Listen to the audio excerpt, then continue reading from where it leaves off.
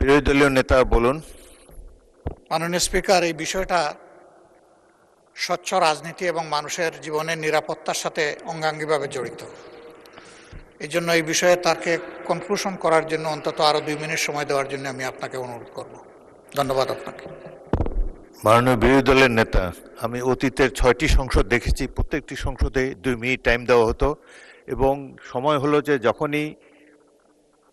যখনই স্পিকার ঘোষণা দেবে যে এবং অনুরোধ করবে সংশ্লিষ্ট মন্ত্রীকে বিলটি উত্থাপনের জন্য, তখনই দাঁড়াতে হয়, দাঁড়িয়ে বলতে হয় উচ্চস্বরে আপত্তি আছে। তখন যে আপত্তিকারী সংসদ সদস্যকে 2 মিনিট বলার সময় দেওয়া হতো। যাই হোক, মাননীয় বিরোধী দলের নেতা, আপনি আরো 2 মিনিট বলতে পারেন। মাননীয় সদস্য। মাননীয় স্পিকার, জাতীয় মানবাধিকার কমিশন যখন এটা বিরোধী দল মত দমন কমিশন হিসেবে ফাংশন করে, আদতে এই কমিশনটা কিন্তু আমরা যদি দেখি মানবাধিকার যেখানে যেখানে ক্ষুণ্ণ হয়েছে এগুলা কিন্তু সরকারি সংশ্লিষ্ট সংস্থা করেছে। সেখানে বিডিআর, র্যাব, তারপর হচ্ছে আপনার বিভিন্ন বাহিনীদের সেখানে কিন্তু সরাসরি সংযুক্ত আমরা দেখেছি, তারা মানবাধিকারকে ক্ষুণ্ণ করেছে। কিন্তু 2009 সালের জাতীয় মানবাধিকার কমিশন আমরা দেখেছি, যদি বাহিনীর বিরুদ্ধে আপনি কোনো তদন্ত পরিচালনা করতে চান তাহলে সেই বাহিনীর সেই বাহিনীর পূর্বানুমতি আপনার লাগবে, সরকারের পূর্বানুমতি লাগবে। মাননীয় স্পিকার, সরকারের পূর্বানুমতি নিয়ে সরকার যে মানবাধিকার ক্ষুণ্ণ করবে সেই মানবাধিকারের তদন্ত কতটা স্বচ্ছ হবে সেটা এই সংসদের প্রত্যেকটা সদস্যই সেই বিষয়টি জানে। সংসদে আজকে যদি 2024 সালের মে মাস হতো আর এই বিলটি যদি উত্থাপন হতো, তাহলে এই সংসদের এমন একজন ব্যক্তি নাই যে এটার বিরোধিতা করত, প্রত্যেকে এটাকে সাদরে গ্রহণ করত। আজকে সময় পাল্টিয়েছে।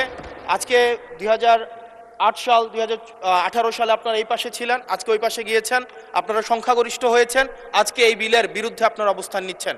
2024 সালের কোনো এক মাসে, জুলাইয়ের আগে, এটা ফেব্রুয়ারি, জানুয়ারি, মার্চ, যদি এটা তৎকালীন ফেসিবাদ সময়ে যদি এই বিলটাকে 2025 সালের যে আপনাদের জাতীয় মানবাধিকার কমিশনের যে অধ্যাদেশটা আছে সেটা যদি এই সংসদে উত্থাপন করা হতো, 300 জন এখানে যারা উপস্থিত আছেন প্রত্যেকেই চাইতেন এই জাতীয় মানবাধিকার কমিশনটা সেটা যেন পাশ করা হয়। কিন্তু আজকে সময় পাল্টিয়েছে, ঋতু পরিবর্তন হয়েছে, আজকে চেয়ার পরিবর্তন হয়েছে, দিক পরিবর্তন হয়েছে, আমরা জাতীয় মানবাধিকার কমিশনের বিরুদ্ধে আমরা অবস্থান নিচ্ছি। এবং আজকে আমাদের এই অবস্থান রং সাইড অফ দ্য হচ্ছে আমাদের রাইট অর রং, আমরা যে মোরালিটির আমরা রং সাইডে অবস্থান নিচ্ছি, এটা টেক্সট বুক এক্সাম্পল হিসেবে ইতিহাসে লিপিবদ্ধ থাকবে। মাননীয় স্পিকার, এই আইনটা এটা শুধুমাত্র যে জাতীয় মানবাধিকার কমিশন শুধুমাত্র এটার সাথে সম্পর্কিত না, বরং এটা আরো 2টা অধ্যাদেশের সাথে সম্পর্কিত। এটা গুম অধ্যাদেশের সাথে সম্পর্কিত এবং আমাদের যে জুলাই গণ অভ্যুত্থান দায় এবং হচ্ছে আমাদের দায় মুক্তির যে অধ্যাদেশটা রয়েছে সেটার সাথে সম্পর্কিত। আজকে 2025 সালের জাতীয় মানবাধিকার কমিশন এটাকে ল্যাপস করার মধ্য দিয়ে আদতে বাকি 2টা অধ্যাদেশকেও এটা অর্নামেন্টাল করে ফেলা হয়। এটাকে আদতে সরকার এই পরবর্তীতে অধ্যাদেশগুলোকে রাজনৈতিক দমন পীড়নে যে ওয়েপনাইজ করবে না সেটির কোনো নিশ্চয়তা নেই। মাননীয় স্পিকার, আমাদের সবচেয়ে বড়, আমরা ইতিহাস থেকে কোনো শিক্ষা নেই না।